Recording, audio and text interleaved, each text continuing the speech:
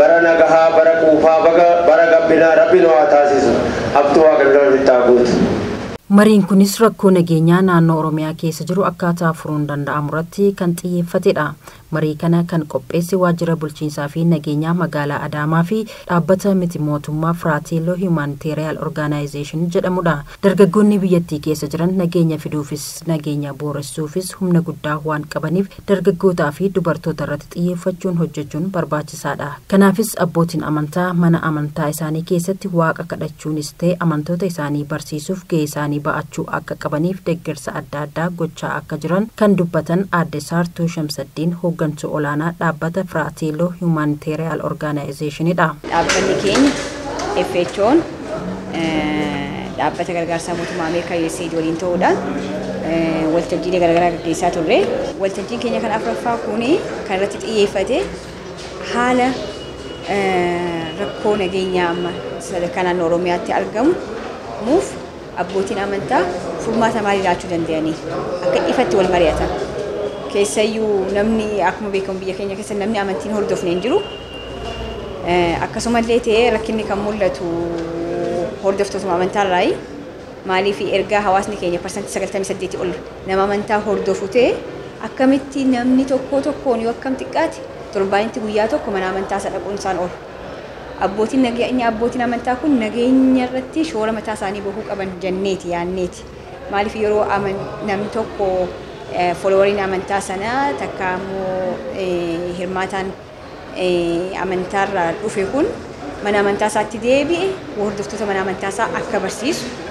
Keessayyuu abbootiin amantaa warri musliimaas guyyaa jimmataa akka gorsa waa'ee nageenyaa irratti kennan warri kiristaanaas guyyaa sanbattanii haasaa fi waa'ee nageenya irratti akka rabbiin kadhatan akka hawaasa isaanii gorfatan akka hawaasa isaanii barsiisatan jechuudha kan ka'e jechuudha.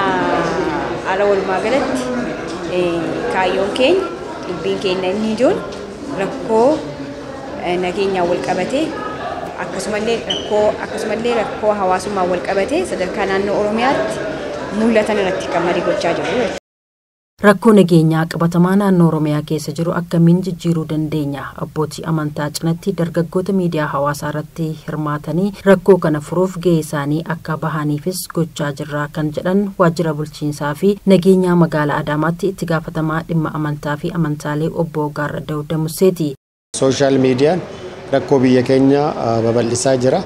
Rakkoo babal'achaa jiru kana akka hambisuu danda'an manneen amantaarraa nama gara 40 dargaggeessa hojii social media irratti hojjetuufis hubannoon kenname hojiiwwan aga ammaa hojjetame kana nageenya aga ammaa jiru kana itti fufsiisuun akka danda'amuu fi rakkoo amma jiru kana hiikuudhaaf immoo rakkoo social mediaan uumaa jiru haalli qabatamaan magaalaa keenyas jiru biyya keenyas jiru warri social media irratti fayyadaman dargaggoota 40 filannee hubannoo kennaafii jirra. Kanaaf kuni nageenya waaraa biyya kana keessatti fiduudhaaf gahee manneen amantaa qaban irratti hubannoo kennaa kan jiru ta'udha. Kaadhimamaa PhD Dastaa Alamaayyoo leenjisaadha. Qorannoo argatan hirmaattotaaf yaada ka'umsaa gochuun dhiyeessaniiru. Har'a kan asirratti argame yeroo darbe qorannoon nuti haala Oromiyaa keessatti adeemaa jiru irratti hojjenne tokko hin jira. Dargaggeessi maal yaada? Adeemsi biyyi keenya keessa jirtu keessumaa Oromiyaan keessa jirtu kun yeroo jijjiiramaa ta'e asii daandii sirriirra jirti moo akkamidha kan jedhu irratti qorannoo gabaabaa tokko gaggeessinee turre sanuma irratti hundaa'uudhaan har'a asitti kan argaman abbootiin amantaa jiru, abbootiin gadaa jiru, dargaggoonni miidiyaa hawaasummaa irratti dhiibbaa garaagaraa uumuudhaan beekaman hin jiru. Isaan kanaaf yaada ka'umsaa akka ta'uuf qorannoo sana isaaniif dhiyeessee achirra dhaabbatanii immoo isaan yaada isaanii akka dhiyeeffatanii fi kan koo gaheen koo yaada ka'umsaa dhiyeessuu ture jechuudha. Hirmaattonni marichaas rakkoo biyyi keenya keessa jirtu kana keessaa bahuuf furmaanni guddaan waliin mari'achuun murteessaa ta'uu kaasaniiru. Ittiin wal balleessinu waan hin beekne haasa'u waan namni biraanii sooftiweerii isaa maalinni kalaqee fideetii immoo fudhannee ittiin qoramna waan hin beekne keessaa baanee nuyi waan manuu gala duraa yoo jiraanne turuudha dheeraadha warri daandii siyaasaarra jiranii biyya kana geggeessan immoo dhaabatanii utuu itti yaadanii gaariidha.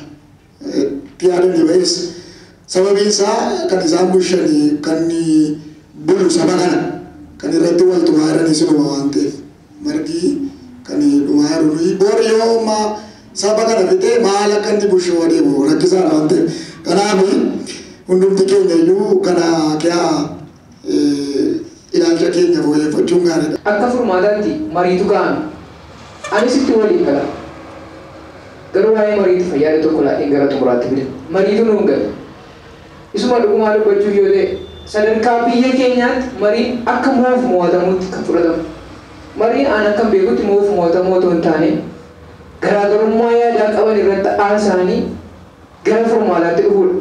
Mari'achuun moos miti moomus miti. Ilaalchi sadarkaa marii irratti jiru boruu sadarkaa waajjira mootummaattis sadarkaa nama dhuunfaattis sadarkaa mana amantaattis qaama kan gidduutu irra deebi'ee waan ilaalamu qabu marii waan nuuf hin galleef rakkoo caalu inni biyya keenya keessa jiru waa'ee qabii walitti tokkosuu miti waa'ee faallaa walii dhaabbachuu miti yeroo mari'achuuf kaanu mariin maal akka ta'e mariidhaan akkamitti waa'ee koo akka qabnu beekuu dhabuu keenyadha. Kanaaf walumaa gala furmaata jedhee kan yaadu akka nama dhuunfaattis tokko wantoota jalqaba irratti tuqeedha inni kan biraan mariidha.